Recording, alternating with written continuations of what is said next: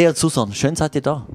Vielen Dank, Happy New Year. Happy New Year, Happy New Year. Stark, gut gestartet. Hey, die Leute, das Thema ist emotional, persönlich. Habe ich nur schon im Chat beobachtet.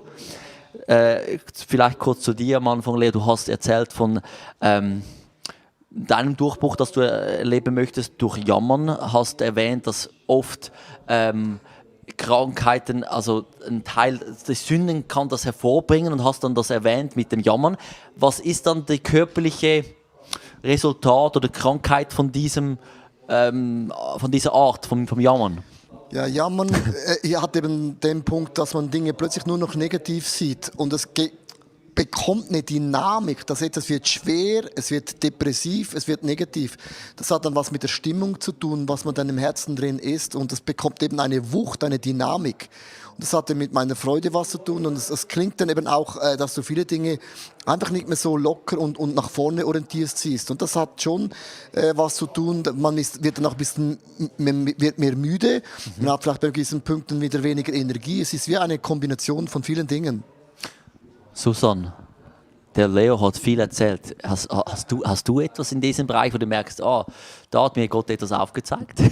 Ja, so direkt habe ich das jetzt nicht, aber es hat mich beeindruckt, wie konsequent, dass du, Leo, einfach diese Frage stellst und hat mich nochmal neu motiviert. Ich bin natürlich bei einem Thema schon mehrere Jahre dran, sozusagen. Ja. Einfach das Gefühl, dass ich zu wenig habe, so ein Armutsgeist nenne ich das. Das hat jetzt schon ein paar Jahre, ist das schon her und ich entdecke immer noch Muster, wo sich das einfach ausgebreitet hat. Ich weiß nicht, ob ich da noch dranbleibe, aber ich bin definitiv motiviert, um nochmal ganz konkret in den Spiegel zu schauen und Gott zu fragen, was willst du dieses Jahr?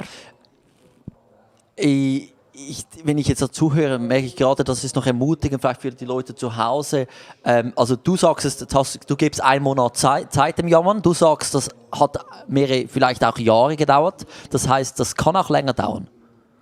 So ein Prozess der Heilung. Ja, absolut. Ich meine zum Beispiel der Vulkan, wo ich dann vor 2 Jahren habe ich das ein Jahr lang thematisiert, ging sogar auf den Jakobsweg und habe da die Lösung nicht gefunden. War noch richtig krass und ich habe es erst dann entdeckt 2 Monate später, als wir im Urlaub waren und ich war entspannt. Ja. Nee, ich möchte mit dem nicht sagen, ich gebe einen Monat Zeit, sonst ist mir einfach so eine Hartnäckigkeit, also wo ich einfach sage, ich packe es an, ich mache jetzt auch Dinge, ich werde verzichten auf Kaffee, ich werde viele Dinge jetzt diesen Monat auch machen, wir werden Gebetszeiten zusammen haben, werden jeden Tag spazieren gehen. Also ich habe in meiner Agenda viel Zeit genommen, weil ich gesagt habe, ich packe das an, weil ich eben die Wucht vom Jammern bei meiner Mutter eben schon gesehen habe. Und je älter das man wird, desto mehr kommen die Themen hervor. Auf dem Alter hat man wie keinen Filter mehr und es kommt dann einfach so raus. Und ich habe gemerkt, ich möchte nicht zu den Menschen gehören, die im Alter so ohne Filter ist einfach so einfach Dinge rauskommt, dass man nicht verarbeitet hat. Ich möchte nicht so enden. Also ich sage, man kann auch von anderen Menschen lernen, wie man es nicht beenden will. Das ist gerade am einfachsten, hä? Ja, logisch. Und mit dem ist ja nicht, meine Mutter ist schlecht, sondern ich habe ja auch meine Themen. Und ich finde es eben auch wichtig, dass man weiß, jeder hat ein Thema. Ja. Und ich möchte Jesus ähnlicher werden, das ist ja unser Ziel. Jesus ähnlicher werden jeden Tag.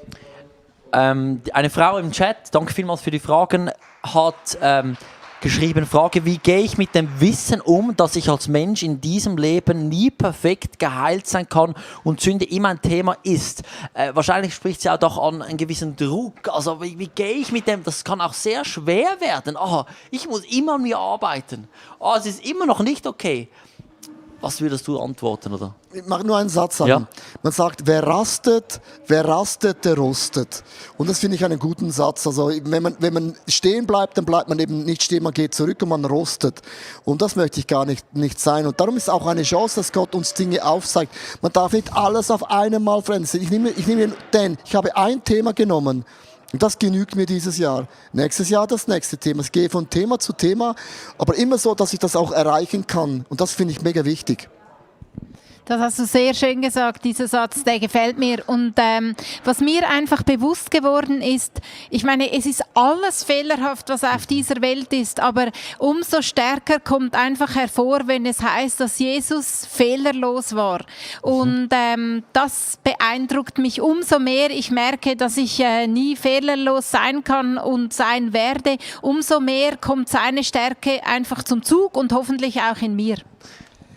Und da gibt es auch die Natur, sie seufzt nach Erlösung. Also wir werden gewisse Themen haben, wo ich mich seufze, wünsche, den Himmel. Verstehst du, was ich meine? Das ist einfach, das wird ein Teil bleiben. Ja. Wir sind ja der Spannung von gefallener Schöpfung und wir gehen in den Himmel und wir leben in dieser Spannung drin. Gewisse Dinge sind schon göttlicher, himmlischer und gewisse Dinge werden wie die Natur uns freuen, dass endlich wieder Gott Dinge wiederherstellt. Die Spannung wird Gott nicht wegnehmen. Vielleicht ist es auch bewusst so, weil Spannung hält uns ja aktiv und man muss bei etwas auch dranbleiben. Vielleicht gehe ich da gerade noch etwas weiter rein. Das ist ein explosives Thema. Was würdest du zu jemandem sagen? Vielleicht schauen Leute zu online, die sind körperlich behindert auf die Welt gekommen oder haben andere große Handicaps im Leben. Und als Christian beobachte ich oft, es gibt gewisse Krankheiten, da haben wir schnell Glauben zu beten. Bei anderen, also da braucht schon unglaublich viel Glauben. Und da, wie geht so eine Person damit um? Wo sagt, ja, was ist es jetzt Sünde? Ist es einfach die kaputte Menschheit? Was würdest du zu einer Person jetzt auf den Weg gehen, mit diesem Thema heute Morgen umzugehen? Also du sprichst das komplexeste Thema an, das es überhaupt gibt. Easy question. Nein, es gibt so viele Bücher, es gibt so viele Meinungen darüber. Es gibt die kollektive Sünde, die ich einfach mit involviert werde, wie Corona. Du gar nichts dafür kannst. Dann gibt es Menschen, die kommen auf die Welt mit einer Behinderung, haben nichts falsch gemacht. Ich sage den Leuten immer, Johnny Erickson ist ein gutes Beispiel, ist behindert und hat gesagt, ich bete jeden Tag für ein Wunder der Heilung und heilt mich Gott nicht, dann bin ich glücklich, dass ich doch noch lebe und ich freue mich auf den Himmel, wo ich wieder gehen kann. Das ist die eine Sache. Man darf nicht aufhören, einfach zu beten und zu glauben. Natürlich auch glauben und zu beten tut auch weh, eben wenn das Wunder nicht eintrifft. Und dann werden viele Leute sagen, besser, ich bete nicht mehr, dann tut es mir auch nicht mehr weh. Es ist eine mega krasse Spannung. Und darum ist mein Punkt, dass ich den Leuten immer wieder sage, ist einfach, frag den Heiligen Geist, was ist dein Thema? Was ist der Anteil, den ich tun kann? Wenn ich das tue, was ich tue, tut Gott, was er tun kann. Und gewisse Dinge muss ich umarmen. Zum Beispiel, ich bin nicht schlank. Ich gehöre zu den Menschen, kann essen, was ich will und ich werde dick. Also, ist einfach der Fakt, sorry. Also kann ich jetzt machen, was ich will. Und ich musste das umarmen, dass ich bei der Ernährung extrem achten muss, dass ich einigermaßen die Figur habe, die ich heute habe und die ist immer noch nicht schlank. Ich bin sportlich, fit, aber nicht schlank. Denn ich muss es umarmen und ich freue mich im Himmel, essen zu können, was ich will, so oft ich will, geht bei mir nicht und ich muss es umarmen. Bin ich dann nicht mehr glaubensvoll, wenn ich aufhöre, für Heilung zu beten? Nein, das glaube ich nicht. Das kann auch bedeuten, dass du einen inneren Frieden hast, dass du einfach die Dankbarkeit größer ist als der Wunsch, jetzt um jeden Preis geheilt zu werden. Ich bin sehr vorsichtig im Urteile machen, weil was ich einfach erlebe, ist, dass viele sagen, ja, du hast Sünde und deswegen irgendwas stimmt nicht mit mir, mit dir, vor allem nicht mit mir. Manchmal sagt man das auch zu einem selber, aber da bin ich einfach extrem vorsichtig, weil Gott ist viel größer. Und es gibt auch in der Bibel genug Beispiele, wo die Leute gesagt haben, was haben die Eltern falsch gemacht, dass er blind zur Welt gekommen ist. Du sprichst das an, vielleicht in den letzten Minuten, wie gehe ich damit um, wenn ich mit Menschen bete? Das ist auch noch ein Thema. Jetzt wenn diese Message von hey, schau rein, wo das vielleicht Sünden, die du anpacken musst, wie wende ich das an auf eine andere Person? Das Statement, du hast auch gesagt, ich habe gesagt, du kannst nur das heilen, was du konfrontierst. Wenn die Leute einfach nur geheilt werden möchten, kann ich dann immer noch für sie beten? Oder muss ich zuerst mal schauen, was sind die Sünden? Also Gebet grundsätzlich ist immer richtig. Ja. Wird nie einen Menschen verletzen. Ja. Aber ich meine, jetzt im Jakobusbrief ist einfach krass, gehört zusammen, wenn du Sünden bekennst, werde ich euch heilen.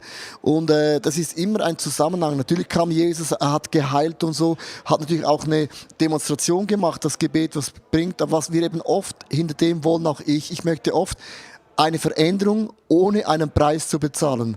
Und das geht eben nicht. Das ist eigentlich der provokative Satz. Der stimmt natürlich auch nicht immer. Jedes Quote stimmt irgendwo nicht. Jede Geschichte stimmt irgendwo nicht. Da müssen wir auch fair bleiben. Aber du machst etwas auf poetiert, aber es geht eigentlich darum, einfach mit meinem Lebensstil zu leben und sagen, ich brauche jetzt Heilung, heil mich jetzt einfach und ich muss dafür nichts tun. Das ist das, was ich auch will. Aber Jesus ist interessiert an unserem Charakter, an unserem Herzen. Der Charakter ist das, was wir mitnehmen in den Himmel. Meinen Körper nehme ich nicht mit, aber den Charakter nehme ich mit und ich möchte meinen Charakter formen lassen und prägen lassen von Jesus. Und das ist so mein Wunsch. Aber Gebet hat noch nie geschadet, wirklich nicht. Also es ist immer richtig. Nicht zu beten ist eine Katastrophe. Sehr gut, das lassen wir so. Danke vielmals für euer Herz, für eure Offenheit hier.